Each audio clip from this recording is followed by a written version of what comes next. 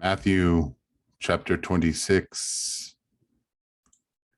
Now it came to pass, when Jesus had finished all these sayings, that he said to his disciples, "You know that after 2 days is the Passover, and the Son of Man will be delivered up to be crucified." Then the chief priests, the scribes, the elders of the people assembled at the palace of the high priest, who was called Caiaphas, and plotted to take Jesus by trickery and kill him. But they said, "Not during the feast, lest there be an uproar among the people."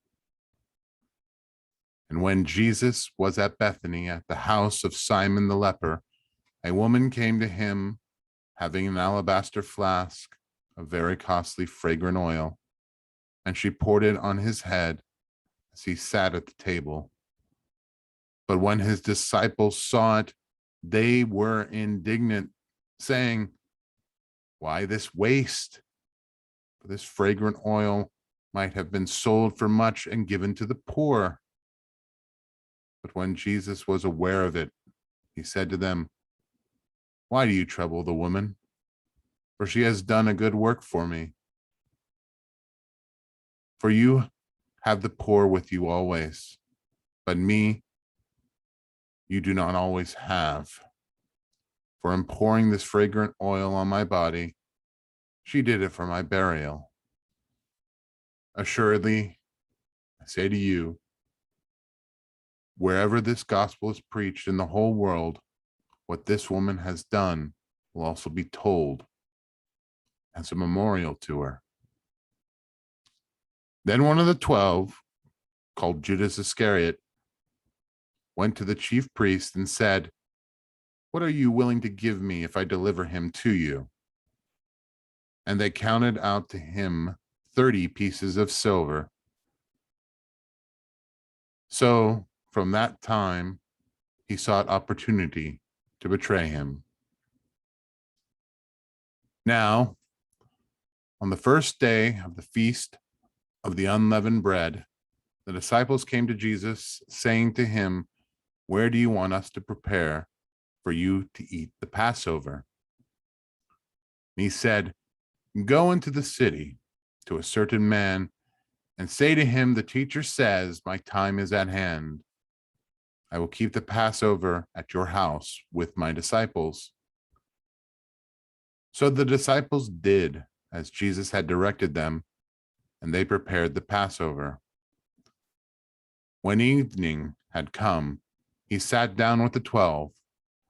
Now, as they were eating, he said, "Assuredly, I say to you, one of you will betray me." And they were exceedingly sorrowful. Each of them began to say to him, "Lord, is it I?" He answered and said, "He who dipped his hand with me in this dish will betray me. Son of Man indeed goes, just as it is written of him. But woe to that man by whom the Son of Man is betrayed. It would have been good for that man if he had not been born." Then Judas, who was betraying him, answered and said, "Rabbi, is it I?" He said to him, "You have said it." And as they were eating, Jesus took the bread, blessed and broke it, gave it to his disciples, and said, "Take, eat. This is my body." Then he took the cup and gave thanks and gave it to them, saying, "Drink from it, all of you, for this is my blood of the new covenant, which is shed for many for the remission of sin. But I say to you, I will not drink of the fruit of the vine from now on until the day when I drink it new with you in my Father's kingdom." And when they had sung a hymn, they went out to the Mount of Olives. Then Jesus said to them, all of you will be made to stumble because of me this night. For it is written, I will strike the shepherd, and the sheep of the flock will be scattered. But after I have been raised, I will go before you to Galilee.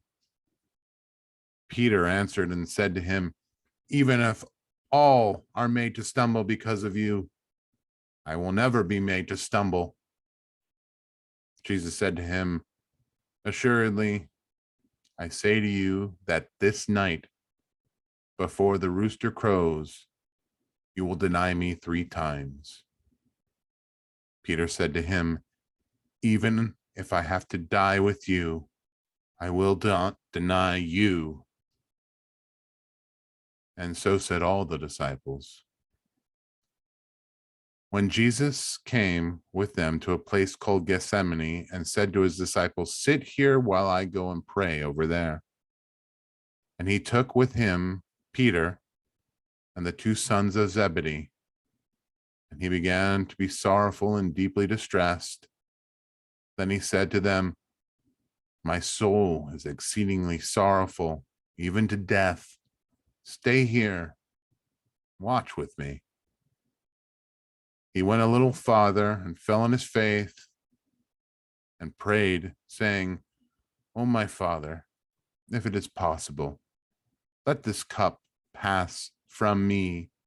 Nevertheless, not as I will, but as you will. Then he came to the disciples and found them sleeping and said to Peter, what? Could not watch with me 1 hour? Watch and pray, lest you enter into temptation. Spirit indeed is willing, but the flesh is weak. Again, a second time, he went away and prayed, saying, O my Father, if this cup cannot pass away from me unless I drink it, your will be done. And he came and found them sleeping again, for their eyes were heavy. So he left them, went away again, prayed the 3rd time, saying the same words. Then he came to the disciples and said to them, are you still sleeping and resting? Behold, the hour is at hand, and the Son of Man is being betrayed into the hand of sinners. Rise, let us be going. See, my betrayer is at hand. And while he was still speaking, behold, Judas, one of the 12, with a great multitude with swords and clubs, came from the chief priests and the elders of the people. Now his betrayer had given them a sign saying, whomever I kiss, he is the one. Seize him. Immediately he went up to Jesus and said, greetings, Rabbi, and kissed him. But Jesus said to him, friend, why have you come? Then they came and laid hands on Jesus and took him. And suddenly one of those who were with Jesus stretched out his hand, drew his sword, struck the servant of the high priest, and cut off his ear. But Jesus said to him, put your sword in its place, for all who take the sword will perish by the sword.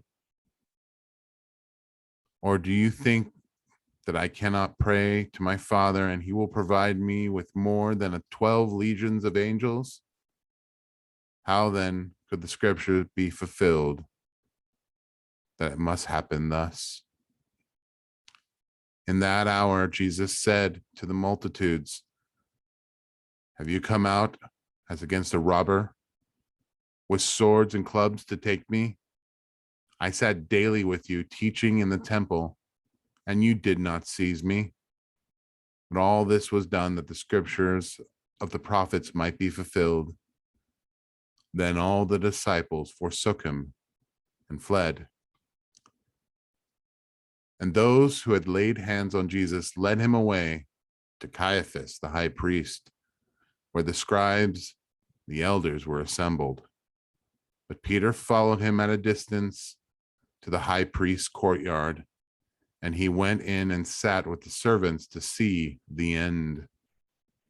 Now the chief priests, the elders, and all the council sought false testimony against Jesus to put him to death, but found none. Even though many false witnesses came forward, they found none. But at last 2 false witnesses came forward and said, "This fellow said, I am able to destroy the temple of God and to build it in 3 days." And the high priest arose and said, "Do you answer nothing?